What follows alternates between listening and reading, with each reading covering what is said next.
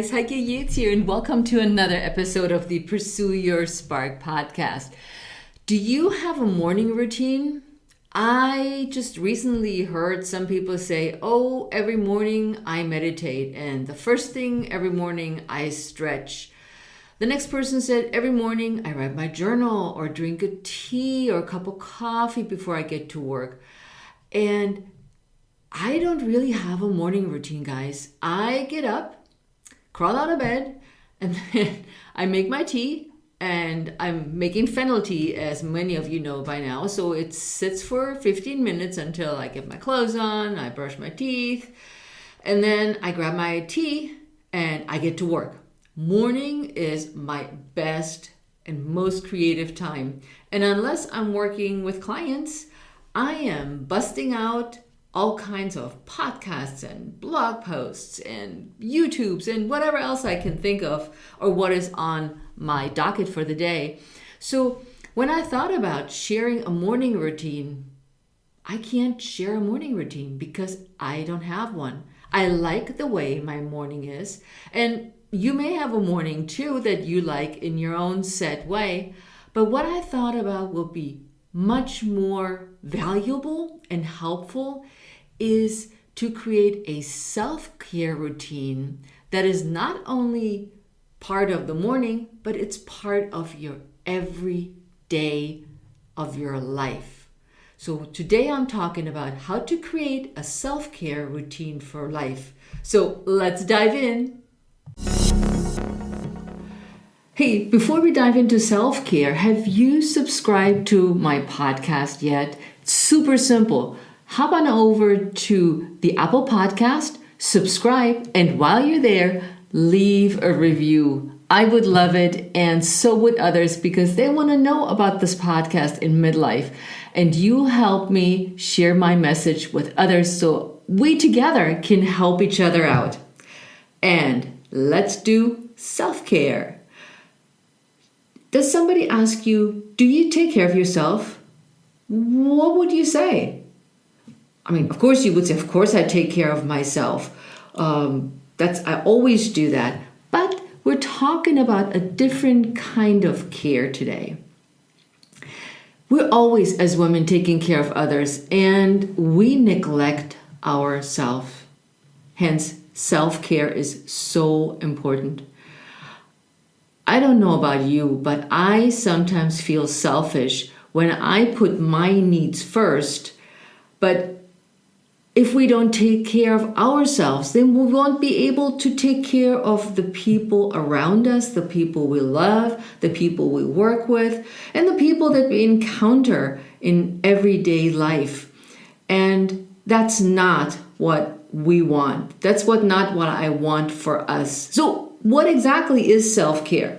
It's like this big word, and we see it often on social media, and you're like, I don't know what that really means. So self-care is an activity, something you do to take care of your mental, physical, and emotional health. And this whole combined package of the mental, physical, and emotional is oftentimes overlooked. But it has proven that self-care helps to improve your mood, reduces anxiety and stress, and it is a key to a good relationship with others and yourself.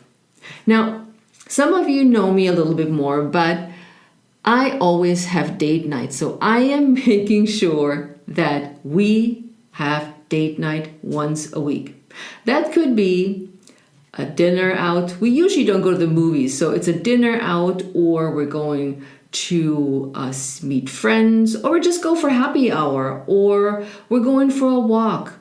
We're very active people, so we always find something to do. But something I personally like it when we dress up a little bit and go somewhere and make it a little bit festive. And so my husband pays and he drives and I'm there being pampered. So that's a little bit of self-care, even though I have to plan it, but we'll get to that a little bit later.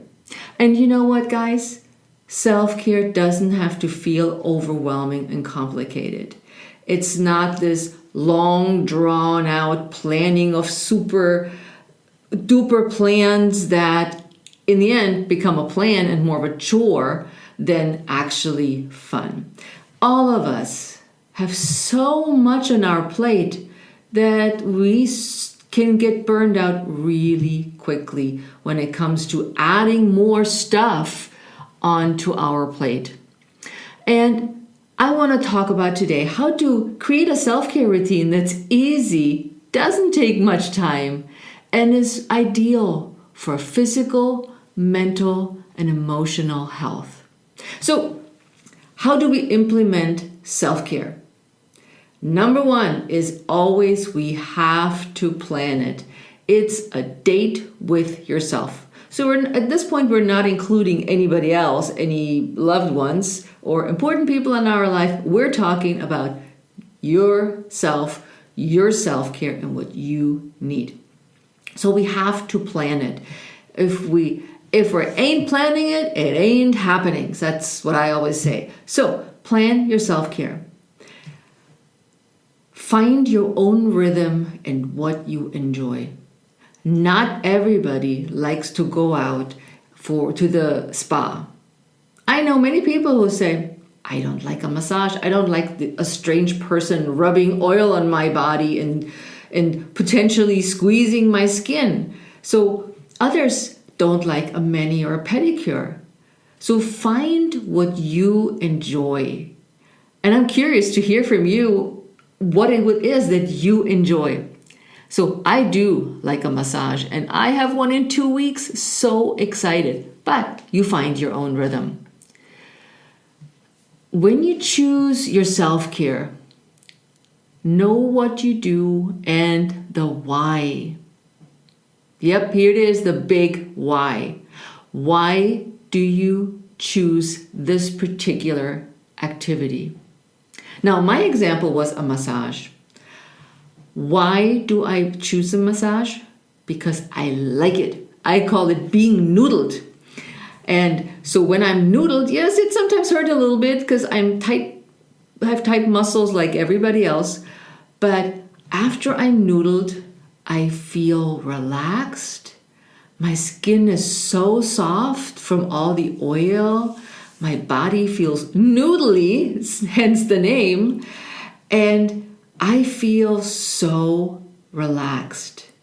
This is my why I get a massage every other month. So I'll do an hour and 60-minute massage for that reason. So what is your why? Let me know in the comments because I'm curious to find out. So here's your why. So how to implement is plan it, find what makes you happy, what brings you joy, and find out about your why. And as I said earlier, plan your self-care into your schedule or it won't happen. Now, put it on your calendar and keep it like a business appointment, something that you don't cancel. Self-care doesn't have to be hours. It can be 30 minutes a day, non-negotiable. Nobody can budge in on your 30 minutes. But sometimes we may not have 30 minutes. Sometimes we have more time. So look at your schedule and see where you can put your self-care in that works for your schedule. Any time frame help works.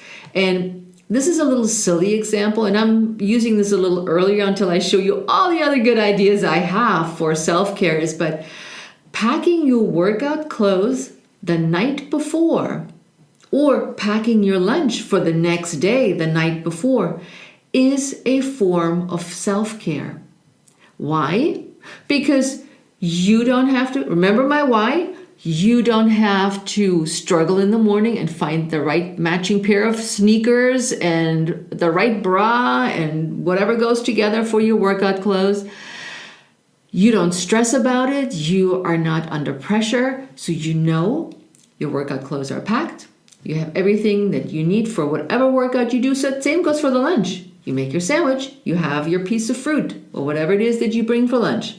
but it's ready and it doesn't take away from the start of the day and stresses you out. So why? It's easy, have my workout clothes ready. It makes me feel relaxed. And the result will be that I'm going to work out and I have no excuse for not working out. Or I have my lunch ready. Why? I know that I'm going to have something healthy to eat. Healthy foods make me happy. And the result will be that I'm not eating crap from somewhere else. These are just awesome. What do you think? Now, here's a little quote from Oprah Winfrey. She says, "I always give myself Sundays as a spiritual base of renewal. A day when I do absolutely nothing. I sit in my jammies or take a walk and I allow myself time to be, capital B, capital E, with myself." Something to think about. Maybe you can make one of your days your self-care day. Food for thought. So self-care means different things to different people. And here are some more ideas to get you started with your own self-care list. You can just stop this recording anytime you want to and start writing down if you hear something that rings true to you and makes you happy and says, "Oh, I haven't thought of that. I get a great idea." Write it down. Make a little list of things that you may not have thought of. And number one, and I swear I've talked about no so many times. I swear if you guys don't know it by now, say no and create a no list in this case.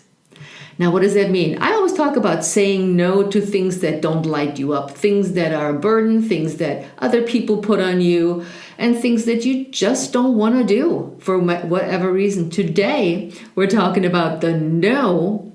That is things like you're not taking calls during dinner. That's a rule in our house. When it's dinner time, the phone goes off. So no ringer, no nothing. It's not on the table with us. So neither one of us has our iPhone sitting next to us. And we're actually having dinner. So there's no calls. Or another one could be eating and say no to late night eating. Planning meals earlier in the day. Or it could be say no to watching TV before bedtime because all the stories and the excitement and the bright screen do not help you sleep better. Or another one could be checking email after a certain time. And again, I have another rule in my house. I do not check email after 6 o'clock. That's a hard rule because if somebody wants something from me after 6 o'clock, it can't be that important that it can't wait till the next day. Because I'm not going to suddenly get into action, instantly reply, get myself all riled up and in stressful situation. I'm like, after 6 o'clock, there's a no. My kids know how to reach me if they want to reach me after a certain time, but it's not with email. Number 2 is stop doing the things you absolutely hate but feel obligated to do. And I used a super simple example, which is dishes. In our house, the rule is one person cooks, the other person cleans. And up until 7 months ago, I was the dish person. Now, I loved doing the dishes, but I hated cooking. I just didn't like it much. Now we have role reversal. I love cooking, but I just really don't want to do the dishes. After I created this delicious meal, I'm not doing the dishes. But you sometimes may feel obligated that you should do because nobody gets up and offers help and you have done it before and people may think in your household, okay, mom or wifey, whatever you are, what your role is at home is you're doing the dishes and that's that. No. Say no to dishes or whatever it is. Say no to folding laundry. You have your own things that you don't like, but feel obligated to do. Fill in the blank. Number 3, eat a healthy and nutritious meal. This is so important and cannot be underestimated, that self-care starts from the inside out. And you've heard this before. You eat what you are. If you're eating healthy and nutritious meals, your skin will glow, your hair will shine and grow healthy, your stomach will feel fabulous, you will feel energized and ready to go. So eating a nutritious and healthy diet is super, super important. I just get thinking of all the delicious foods I could make right now. And this is where meal planning comes in handy.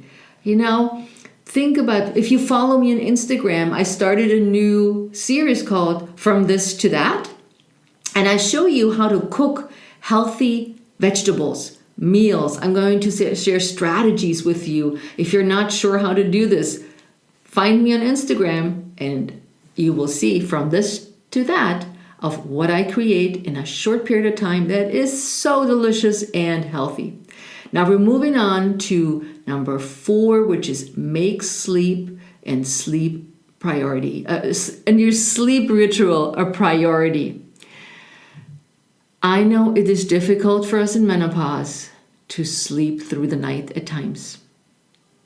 I've been there, my friend. Waking up at 3 a.m, twiddling my thumbs thinking, why am I not sleeping? I'm so tired. But actually I'm wide awake and I have 3 more hours until I get up. Should I get up? Should I not get up? So I'm trying to count sheep. Sometimes I have night sweats. And sometimes I'm up until the alarm clock rings. But I'm fortunate that I can take a little nap in the afternoon. So I take a half an hour nap. But sleep is definitely my priority.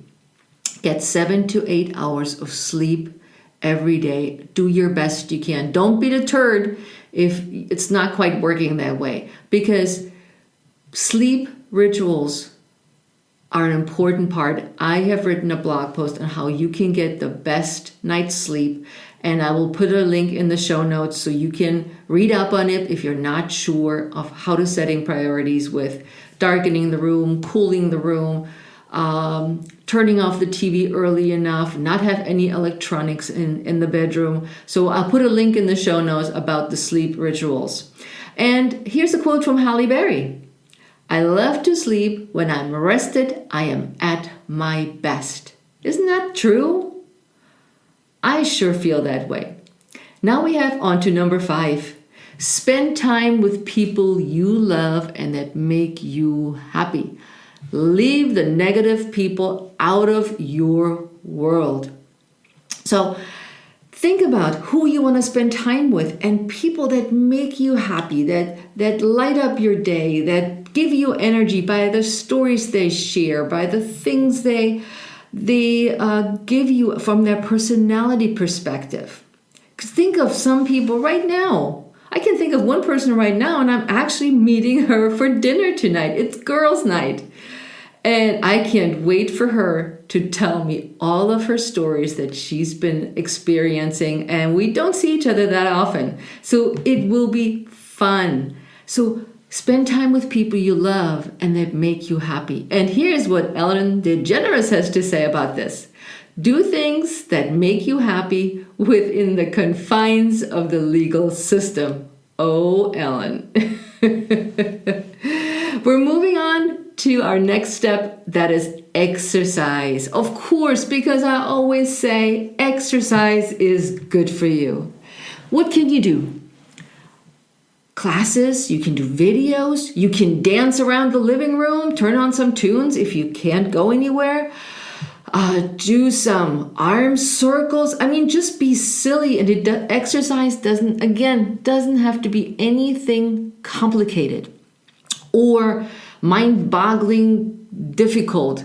I can't get to this class because it's only at 7 o'clock at night. By the time I get out of work, I will not be able to get to this class unless I make it a speed ticket. And you can get the idea. So pick something that works for your schedule. Remember my tip earlier to pack your gym bag the night before? That could be your game changer. But exercise is definitely a good way to sweat, lose weight, lean out, stay fit, breathe. All of this is good. Exercise is just good all around. And then we're moving on to going outside. We spend way too little time outside. I don't know about you, but every time I go to my doctor and get my physical, I'm told, and I am outside a lot, that my vitamin D is low. Vitamin D is super important when it comes to your energy. We're low in vitamin D, very little energy. We're high in vitamin D, it helps us boost our immune system and it gives us a ton of energy. So get your buttski outside, do a walk and so forth, and get some sun. Even if it's cloudy, you will get some vitamin D. Write in your journal. If you write journals, if you like journaling, if you like writing, then writing in your journal is key about self-care. You can write anything in your journal because the only person who sees that journal is you. You can write a journal on your phone. You can get a cute little book and a pen and write there if you enjoy this kind of journaling, writing. You can use it on your laptop and type it out, although I prefer handwritten. It has a different texture and a different feel to it. And write everything down that's on your mind. All the stress, all the mean people in your life, how lunch may have sucked, how your feet are hurting, anything that comes to mind, from your emotions to how you physically feel and the positive things in your life. So don't leave those out. Add your positive things that you say, man, today I did a kick-ass presentation. It was awesome. Or today for lunch, I remembered to eat protein. High five. Write this in your journal. These are wins, ladies. We need to honor our wins as well. And if you don't have a journal, you high five yourself in the evening and just belt out loud what you have accomplished today. And in each way, find a way to de-stress. And again, this is so different for everybody. It's about, you may enjoy walking. Some people love to meditate or simply breathing. Fantastic ways to de-stress. And I would say, no earbuds, no podcast listening. Sorry, Heike. But no listening to anything. Breathe, meditate, visualize, and take a little bit of time that's yours for yourself. Then we have do something fun at least once a week and make new experiences.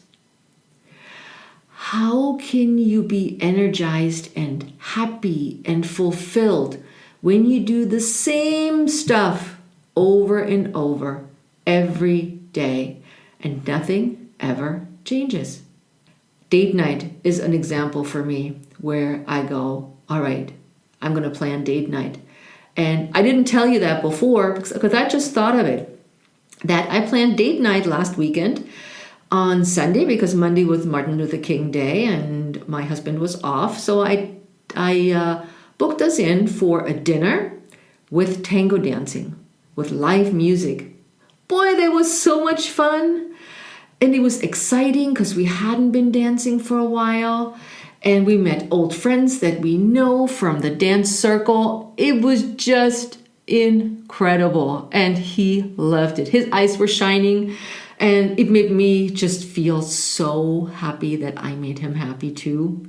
So that was a new experience. Even though we experienced that before, things that you have done before the kids were born or in a time where you had nobody you were dating. So think about that these new experiences you can experience with somebody else, or reignite that spark in your relationship by experiencing something new once a week.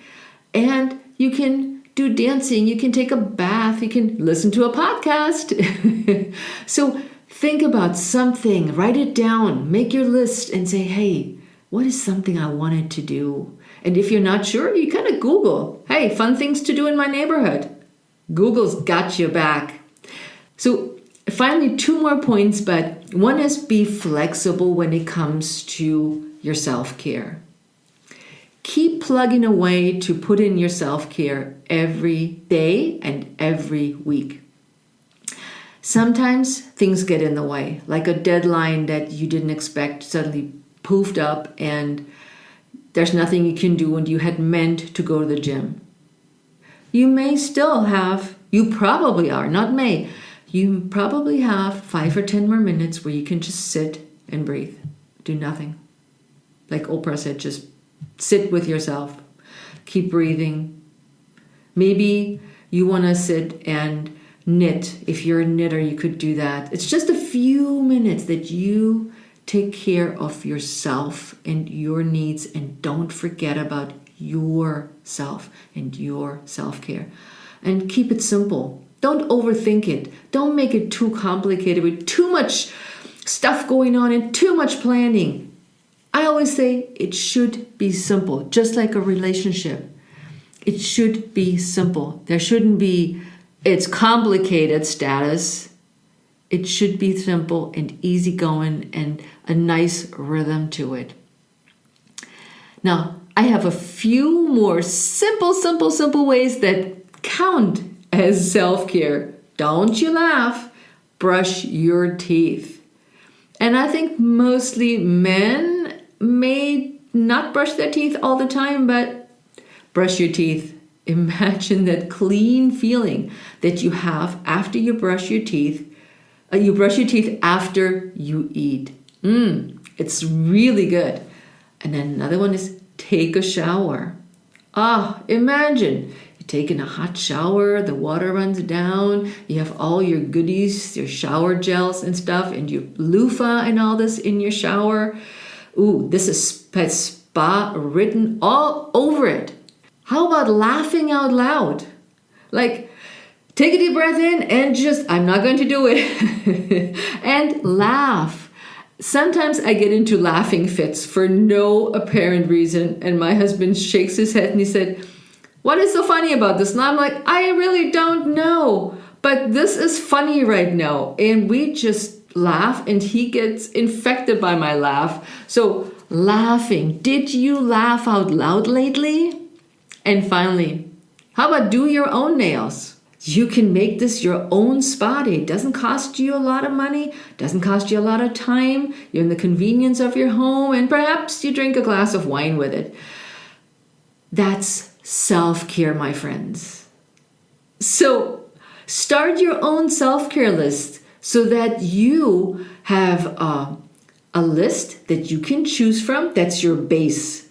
That if you want to, if you say, what can I do? You just look at your list and say, that'd be great to do my nails today. Make sure you don't skip your self-care and you stay consistent. Strive to get more me time in or self-care time into your everyday, and that for life, because none of those are bound by equipment, by circumstances. You can self-care a little bit every day for the rest of your life. So what self-care actions are you already taking? Let me know over on Instagram at Heike Yates or Pursue Your Spark podcast. I'm curious because other people want to know about self-care just like you. So let's share each other's information. So that's it for today. And next week, I have Lisa King, and she's a returning guest on the podcast. And Lisa will talk about how to ditch bladder pain naturally. So with that, my friends, I'm out of here. Have an amazing week, and I'll see you next time on the Pursue Your Spark podcast. Ciao.